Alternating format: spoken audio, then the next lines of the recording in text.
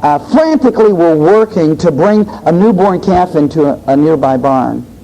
They pushed and they shoved and they blocked the escaping calf and finally fell exhausted of all their schemes. But a maiden, after watching from a nearby window at the bewildered master and son trying to force the calf, offered her assistance, and they scornfully accepted. Then as the maiden slipped her finger into the calf's mouth, they watched in complete dismay as she gently led the calf to the destination, which was in the barn. Find what is so sweet to a person and lead them to the things that you want them to do. Just like the maiden slipped her finger into that calf's mouth. I don't know, has anybody ever lived on a farm and had calves and you've tried to wrestle a calf that the mother's still out in the field and you're trying to get them in? Well, I come from a farm, so I know a lot about that because I've pushed them around. Tried to. I never tried this. I wish I would have known this. And really, it does work because that calf will, I've seen other people do it since then, and they will follow you wherever you go. So find out what is sweet to that person and then allow that and work with that person to draw them.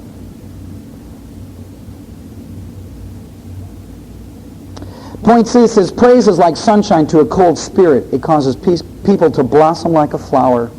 It will cause that person to open up to you. Many times people will not open up to us and talk to us about personal things or problems because they're afraid of us. But if we reach out with a smile and we reach out with love and maybe put our arms around them, guys with the guys, women with the women, and love that person, then you'll find that person opening up to you and sharing different things. This works great with pastors because then this person will come to you and open up and really tell you what's wrong. A lot of times I've seen people hide things from their pastor because they don't want to offend them. They want to make an impression on their pastor because that's, he's our pastor. We don't want to let him know that I'm a jerk. But if it doesn't matter to the pastor if you're a jerk or if you're intelligent and you know that they love you, you'll be honest and upfront. Really, it's the truth. So show your love and let them open up to you. Philippians 4, verse 8. Finally, brethren, whatsoever things are true, whatsoever things are honest, whatsoever things are just, whatsoever things are pure, whatsoever things are lovely, and whatsoever things are of a good report, if there be any virtue or if there be any praise, think on these things. Philippians 4:8. God has commanded us to pull out the good things, praise God, and get the blood on the bad things. Praise His name.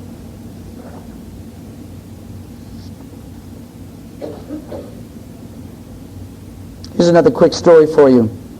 In the early 19th century, a young man in London aspired to be a writer, but everything seemed to be against him. He had never been able to attend school more than 4 years. His father had been flung into jail because he couldn't pay his debts.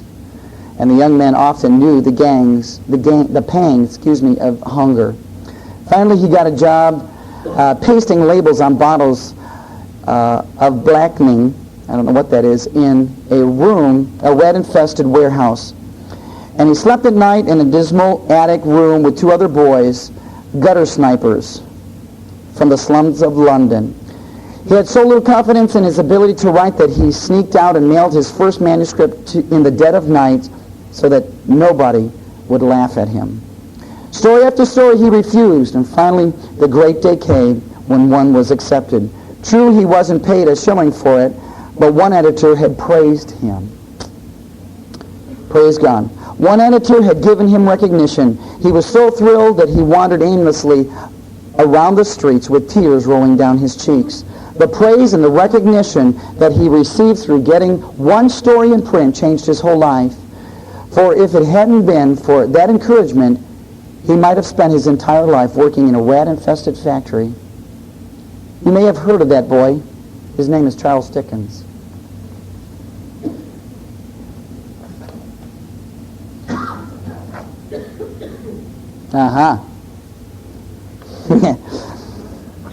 Come on, make it easy on them.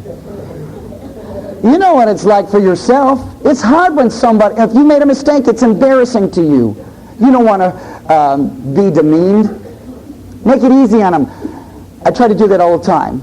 I'm not the best at this, but I really do try to make it easier on them. And one of the easier ways that you can do this is by telling stories on yourself or on a mate or something funny that has happened to you to help illustrate things that have taken place in your life that could help them make that problem or that fault and make that correction easier on them. I'll never forget the time we were in Maine. We had just gotten to Maine, and my wife and I, we were in a hurry, and I was waiting for her, and you know how ladies are, sometimes they're late. And so I decided to run out and jump in the car, and I'll be ready. I'll get Alicia out in the car. I'm out in the car, and I was, at that time I was listening to some more upbeat like Petra and things like that. I don't, they get on my nerves now. They do, honestly. I never thought that I'd see the day that I'd be old. It's the truth. They get on my nerves now. But anyways, I think I was listening to Petra. And anyways, the car was situated in such a way that the car was here and the garage was straight ahead and the house was back here. And I have it cranked up, and I'm just kind of rocking in the car and listening to it. I'm waiting for my wife to come out, and our house was situated in such a way that there was a back porch, and we kept the door open so that the cat could get in and out to eat the food, so we wouldn't have to let it in and out all the time. And so she comes whipping out of the door and locked the door and slammed it, and she had this real big flowing dress on, and guess what happened? It got caught in the door. And so here she is stuck in the door. Well, the next thing I know, I'm sitting in the car, and, where is she? And I look out my window, and I see this shoe laying on the ground. And I thought to myself, now that wasn't there a minute ago. At least I didn't think it was there a minute ago. So I said, whatever. And I'm still waiting, and I said, wish she'd hurry up. And I'm sitting there, and what had transpired indoors is she's screaming at the top of her lungs, Jimmy! Jimmy, get me out of here! She had no keys or nothing to get in. And she's screaming. So the next best thing, she's laying on the floor at this time. She's laying on the floor. She reaches with her hands, grabs the shoes that were lined up against the wall, and grabs one and whips it out the door. And that's what happened. It had whipped out and was sitting on the lawn. Well, then I looked over a couple more times, and here there's a collection of shoes laying there on the ground. And so I said, come on, what is this? And so she's taking too long, so I go in, and I walk in there, and she's laying on the floor like this, looking up at me. I go, what are you doing? And she goes, well, I'm not here for my health. She says, I locked my dress in the door, so I had to run out and get the keys. But anyways, those are some funny mistakes, that happen, situations. Now, if we would have walked out the door gently together and nicely, her skirt would not have gotten caught in the door. Anyways, that's a funny story. It goes... She'd probably kill me if she knew that I was saying that.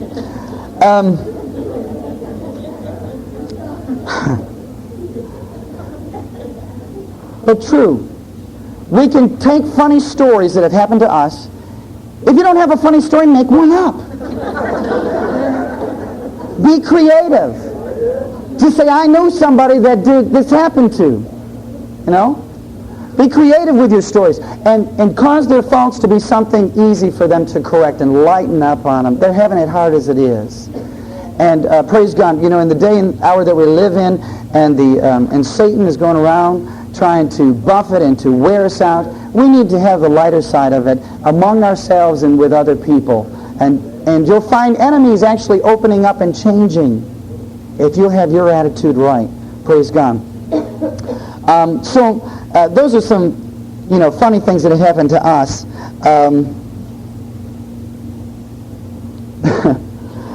Another real quick one that I think is hysterical. You'll probably enjoy this. I'll tell him myself. My brother and I were, he was probably 6 years older than I was, and he was always a macho guy, and I was always a skinny little beanpole.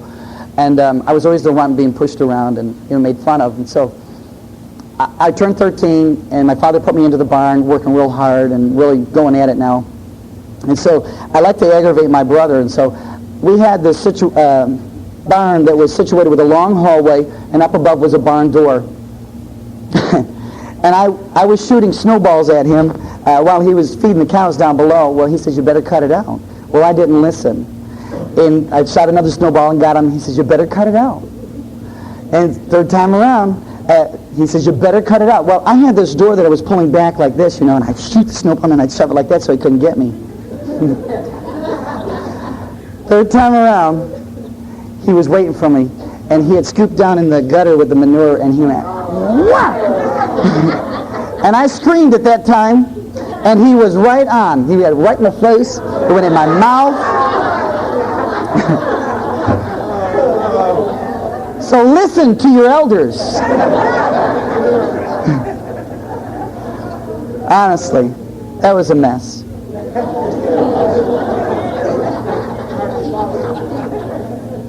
Handling complaints. You know what? Probably the best thing about handling complaints is have one of these. And I mean a big one. Listen to people, what they have to say. Don't interrupt them when they're talking to you. If they have a complaint and they're going on and on and on and on, don't interrupt. Let them unload. Let them unload. Let them tell you all their heart. And you know what? When they're all done, you probably won't even have to say anything. Sometimes they walk out, and they'll say, Pastor, I feel so good. And you haven't said anything except, hi, can I help you? Honestly, if you have a big ear and you know what? As you really get good at this, as a teacher, little children coming into classroom, listen to what they talk about, listen to what they say, look at their actions and their emotions. Sunday school teachers, we had some children in Maine that came in, and they were kicking and biting and the whole 9 yards. And it was, if you have a child like that in your classroom situation, you really got, a little character on your hands, and you want to take them out in the hallway and just beat the fire out of them. But that's not proper, especially if you're doing it to somebody else's kid. You may find yourself in a lawsuit. We instructed our teachers at that point, when that child walks through that door, after they had a couple sessions with that, we instructed our teachers that were working that class, you have got to go to the opposite with love and an attention for that child. When the child walks through the door, hi Johnny, how are you today? Well, how are things going? Come on over here, I've got a job for you. And you put them to work with a job, and they begin to feel important.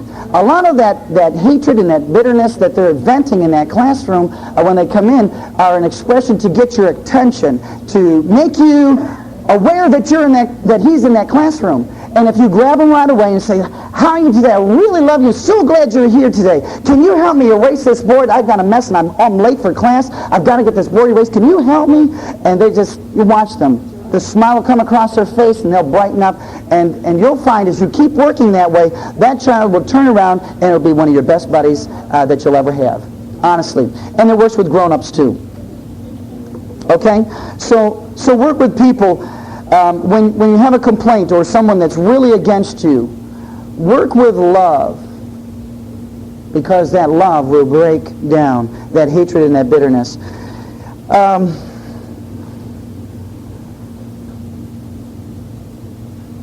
In handling complaints, we have down here working with people, point A, that have the personality of a porcupine. If you remember in Numbers 11:1, it says, and when the people complained, it displeased the Lord. God doesn't like murmuring and complaining. And we don't like it either, but we don't act like God sometimes. I realize that he was displeased here, but God really puts up with us. And so we need to work with people where they're at. You can work with people by sharing stories, as we said before, that work so well. You'll notice that people that use this, it's easier for you to understand the Word of God. It's easier for you to get over problems, as we were talking about earlier. And use association words like, look, we have 1 through 6 here.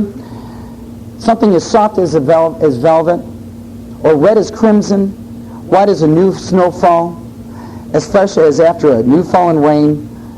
They left a bitter taste like a lemon, and hard as a dormant as a rock. And so using word association when you're describing things really helps people to understand and see and have an insight. So If you're thinking about something that's sweet, talk about chocolates, or something that's sweet to people's taste, honey, and associate that with it. There's a teacher now that teaches about telling stories and different things of that nature and how that they express and correct problems.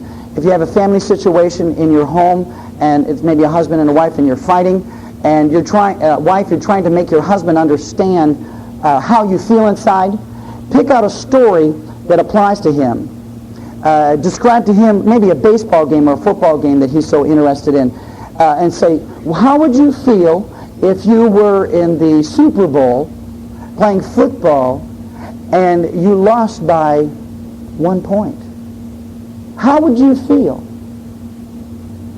Guys, how would you feel?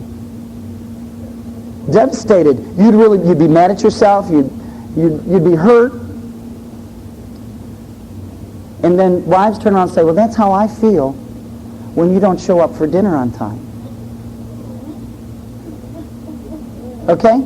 And husbands, pick out something that impresses your wife. Okay? People that are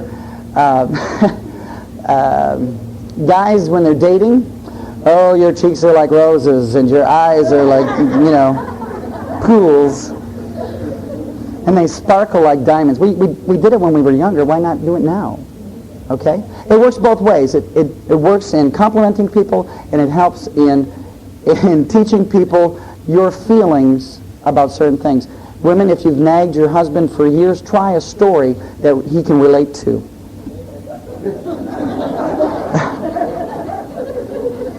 Now remember, prayer closets really help in this situation. Okay. Pardon me? This sister is saying some of them probably have albums of stories. Giving orders. Use phrases like, you might consider this, rather than, I want you to move this box over there and do it in 15 seconds.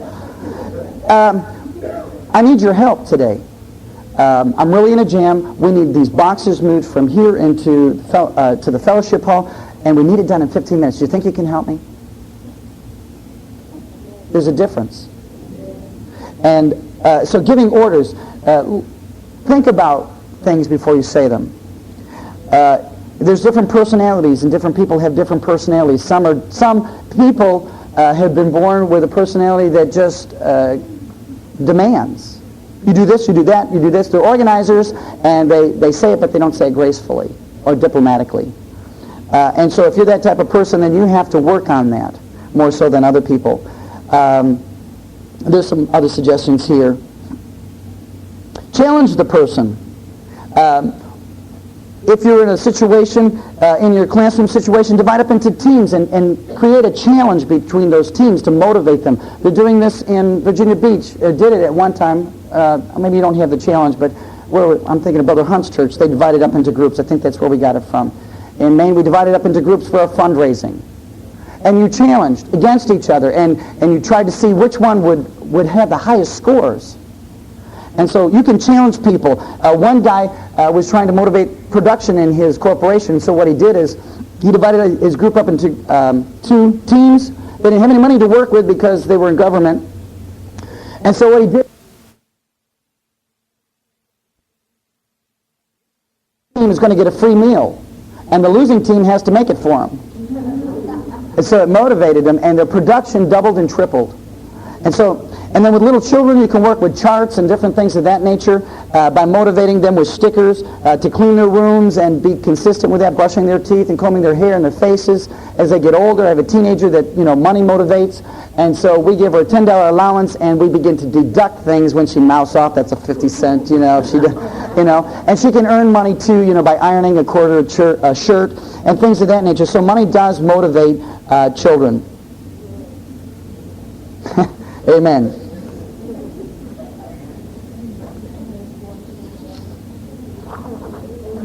So the next time you want to let them have it, remember there's power in prayer. Praise God.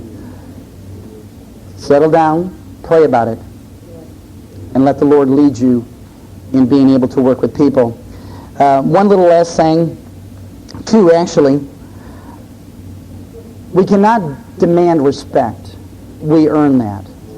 Okay? Always keep that in mind. You cannot demand it. You never will get it, so earn it. And this last one, some bring happiness wherever they go, and some bring happiness whenever they go. God bless you. Have a good day.